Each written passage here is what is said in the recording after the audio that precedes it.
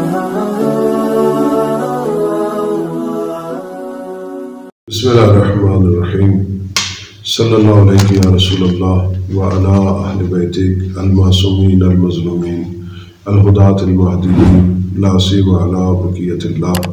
اللہم صلی علی محمد وعلی محمد وعجل فرجہم۔ سب سے پہلے آپ تمام کی خدمت میں السلام علیکم، اور آج کی جو مناسبت ہے بی بی دو عالم کی ولادت بسعادت کے حوالے سے آپ تمام کی خدمت میں ہدیہ تبریک پیش کرتا ہوں اور دعا کرتا ہوں کہ پروردگار عالم ہم سب کا حشر و نشر سید زہرا سلام اللہ علیہ کے حقداروں میں قرار دے۔ دیکھیے، بی بی دو عالم کے حوالے سے آج جو آپ کے سامنے گفتگو کرنی ہے وہ یہ ہے کہ بی بی کی کرامات۔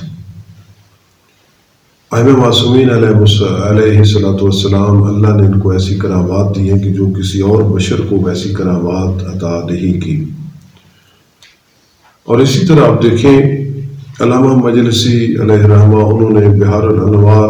جلد نمبر 26 میں اسی عنوان کو لیا، کرامات اہل بیت علیہ السلام، اور اس میں انہوں نے بیان کیا کہ اہل بیت علیہ السلام کے پاس جو کرامات ہیں ان کو ہم مانتے ہیں، تسلیم کرتے ہیں، کوئی اس طرح غلوب نہیں ہے۔ ایک انہوں نے بیان کی کہ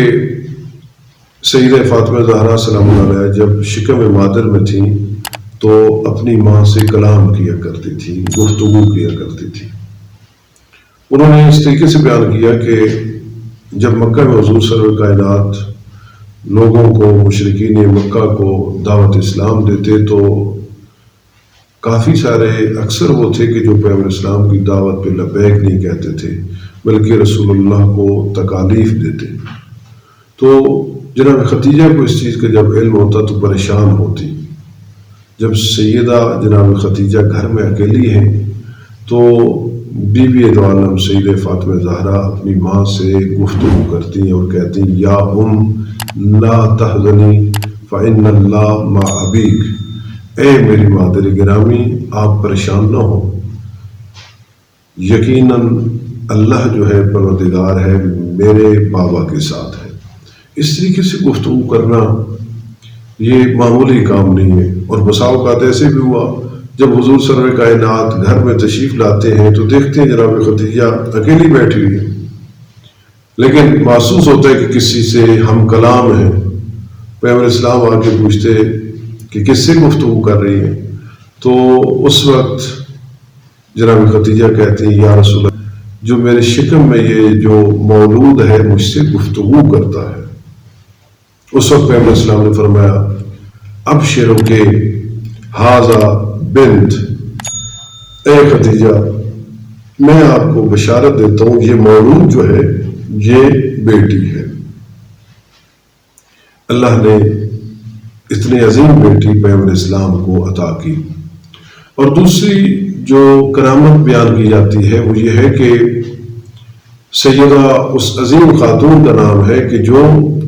ملائکہ سے ہم کلام ہوتی، ملائکہ بی بی دو عالم سے گفتگو فرماتی، اور یہ نئی بات نہیں ہے۔ تاریخ میں دیکھیں آپ، قرآن مجید کو آپ اگر اسے تلاوت کریں تو آپ کو اندازہ ہوگا پہلے والی امتوں میں بھی جو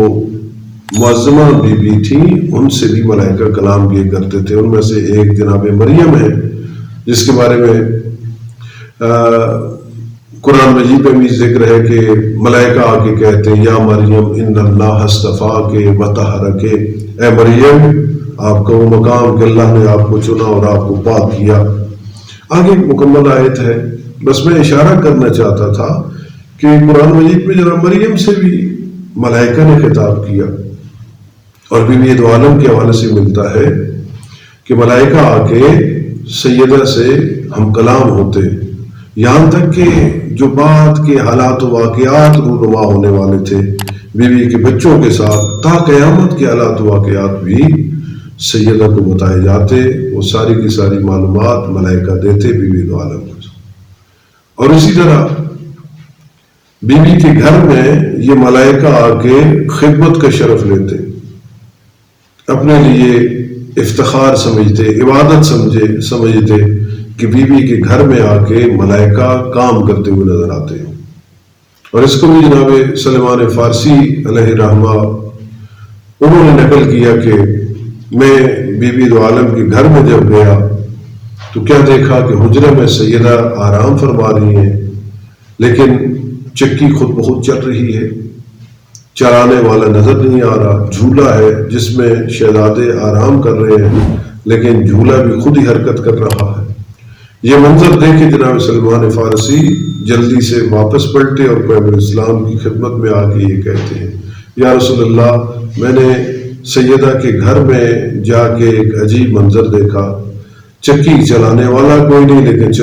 چکی خود ہی چل رہی ہے اور جھولے کو بھی حرکت دینے والا کوئی نہیں تھا، کر دی جا رہی ہے۔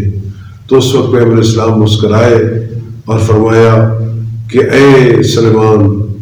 گھبراؤ نہیں، یہ جھولا اور یہ جو چکی دیکھ رہے ہو یہ سیدہ کے گھر میں ملائکہ جا کے کام کر رہے ہیں اور چکی چلا رہے ہیں۔ یہ عظمت ہے بی بی دو عالم کے اس مقام کی کہ جس کے گھر میں آگے ملائکہ بھی اپنے لیے فخر سمجھتے ہیں، سیدہ کے گھر میں آ کے کام کرنا بھی ان کے لیے افتخار تھا۔ ہم بھی دعا کرتے ہیں پروردگار عالم ہم سب کو سیدہ فاطمہ زہرا سلام اللہ علیہ کی سیرت سمجھنے اور اس پر عمل کرنے کی توفیق عطا فرمائے۔ والسلام علیکم ورحمۃ اللہ وبرکاتہ۔